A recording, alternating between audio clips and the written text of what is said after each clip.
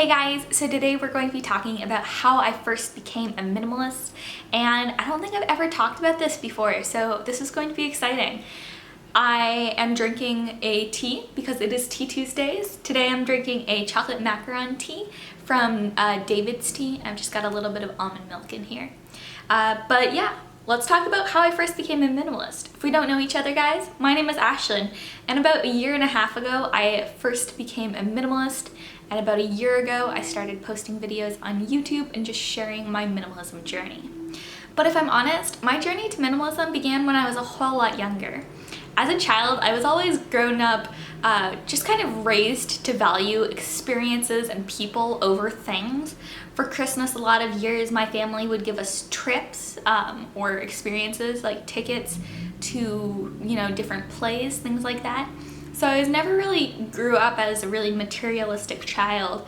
As a matter of fact, I was probably a whole lot less materialistic than most people, I know who went through that stage of life, because my parents did, really consciously just try to emphasize that people are the most important thing. They're the only thing that are unreplaceable. They took us on all of these amazing trips and gave us, experiences as gifts, which I think is really cool, and I'm so appreciative of the fact that my parents raised me that way.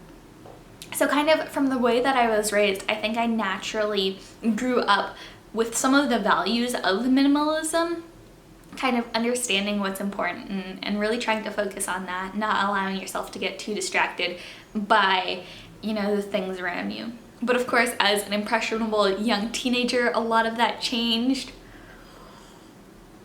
So when I turned, I think it was 16 or 17, I got a job working at Kohl's, which is a department store here in the United States. And it was a good first job, but it was in retail. I was surrounded by clothing and home goods and all kinds of stuff all day long. And as an employee of Kohl's, you can get some really good discounts. And so I was surrounded by all of this stuff, seeing the stuff, touching the stuff every single day. And it definitely had an influence on me.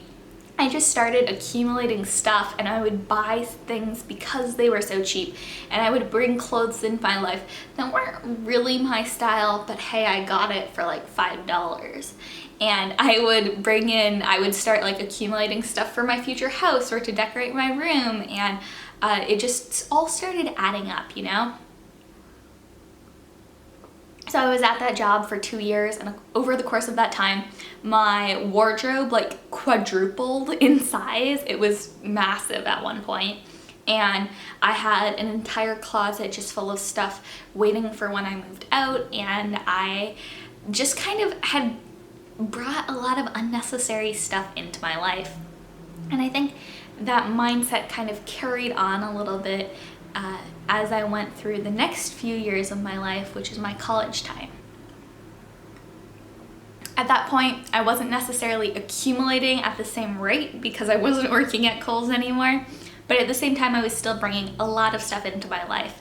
I was the person who would go into a mall and feel guilty if I didn't walk out with anything, so I would end up buying all of these things on impulse, not necessarily because I loved them, but more because I felt obligated to, which looking back is crazy to think about, but that's absolutely how I lived at the time.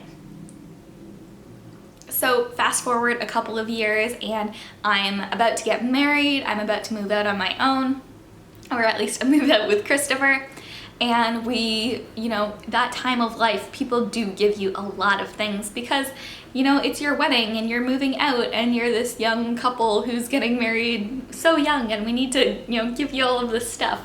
So over the course of the wedding time, we accumulated a ton of stuff. Some of it we really needed, some of it we registered for, and it was things like my tea kettle, which I use several times a day, or the kitchen knives, which once again get used all the time. But other things were just like random decorative stuff and, 3 sets of teaspoons. We got 3 versions of the game Bananagrams for our wedding. And it was that kind of accumulation that really caused me to start feeling overwhelmed, because the stuff that we needed obviously was appreciated and welcomed, but there was a lot of stuff we got that we didn't need.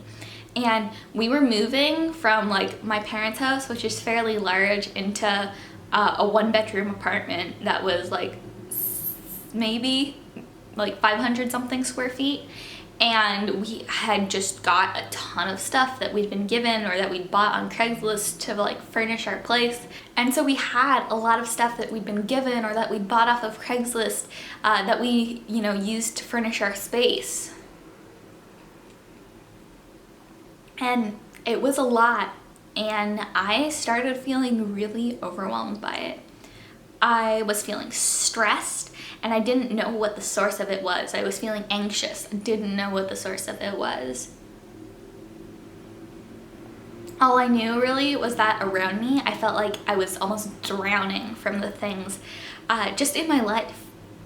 And so I kind of continued that way for a few months. We got married in June. I think this was probably in September that I just started feeling like, okay, there's a lot of stuff going on and it all feels like too much. And so I was on a YouTube rabbit hole one day, and I just came across the idea of minimalism. I watched a few more videos that were related to it. I'm trying to think. I think it might have been Lavender who I was watching. Can't remember. But I do remember that from one of the videos, I found the Minimalist's podcast. From the Minimalist podcast, I really got into minimalism. If you guys don't know, the Minimalist podcast is a really good podcast just talking about minimalism, intentional living, and it's really a good podcast. But I listened to the whole thing from start to finish, which I guess was something like 50 episodes, and by the end of the time that I got to that, I was like, wow, this is for me. Like, I know that I need this in my life. And so over the course of the next 6 months, I really started just going one by one and decluttering the different areas of my life. And to be honest, I had to declutter a lot of those areas multiple times because I just had so much stuff. It was overwhelming to try to get rid of all of it at once. And so I went through and decluttered my shoes, and the first time I had like 30 pairs. I got it down to like 15 pairs. The second time I decluttered, I got it down to like 8 pairs. And so, you know, gradually over the course of several months, I was able to reduce what I owned, and, you know, just kind of started documenting my journey along the way. I received a camera. Well, actually, I bought a camera in, I think it was November, late November. And so in January, I just started, you know, making videos. I started, you know, occasionally filming a declutter that I was doing, something like that. And obviously, you know, you guys really connected with the message that I was sharing, and I loved sharing it with you guys and connecting with this amazing people, like group of people online who are all really passionate about living an intentional life, about bringing things into their life intentionally, about really just being conscious of how they're living. And I thought that was amazing. So obviously I continued making videos, continued decluttering. My first, you know, few months of being a channel, I decluttered, like, I was decluttering a new area of my life every single week. Fast forward like 6 months, I've basically decluttered all of the areas of my life. Maybe it was even like 9 months. I've decluttered all of the major areas of my life. And there are a few like leftover areas that I haven't really touched yet, and a few just like random things lying around, which, I don't know, I've come to realize it's hard to never accidentally bring in something new into your life or have somebody give it to you or something like that. So you're always kind of having to do a little bit of maintenance. But for the past few months, that's what I've been doing. I would say that I started adopting minimalism. Gosh, is it May already? I guess it would have been like a year, close to a year and a half ago at this point. And honestly, ever since I found it, I haven't looked back. Those stressful levels and that anxiety I was talking about, you know, towards the beginning of my minimalism journey, as I was able to get rid of the stuff in my life, as I was able to declutter and create a space that makes me feel comfortable and that makes me feel alive, you know, a lot of that went away. And it's just a really amazing feeling knowing that you have enough you don't need anything. I love that feeling. That's something I never want to let go of. I love the fact that I don't feel anxiety over the stuff that I own. There are just so many small benefits to minimalism that ever since I found it, I've become to realize more and more. And to be honest, minimalism has changed my life. It's made me, I think, a better person. And obviously, like, all of the growth in my life and stuff like that that's happened over the past year, it's not just minimalism, obviously, but it's definitely played an important role, I think, in helping me become the person that I am today. And for that, I think that it's always going to remain in my life. You know, maybe if I have kids, I'll bring some more into my life, but I don't think that I'm ever going to stop bringing things into my life intentionally. I just don't. So yeah, that's kind of where I'm at. That's how I found minimalism. I love it. I think that living with less is awesome, and that just the intentionality and the purpose that you have just about the things in your life is awesome.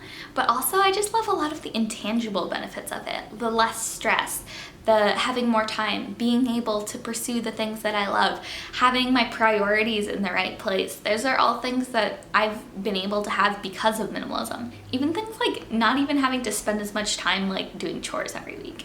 There are so many amazing things that I've just come to love about minimalism as I have gotten more into it. And it definitely has been a journey for me, you know, one that has probably been years in the making. But I think it's been really valuable. So that's pretty much my story. Let me know in the comments what your story is. I think it's really interesting how we all find the benefits of living with less in a different way. For me, it was definitely feeling overwhelmed with the things around me and just experiencing stress and anxiety about the things that I owned. But your story is probably different, and I want to hear what it is, so let me know what it is in the comments below. I love you guys all so much. Remember to subscribe today if you haven't already. I would totally appreciate it. And yeah, you guys have a fantastic rest of your Tuesday, or whatever day you're watching this. I love you guys all so much, and I'll see you next time.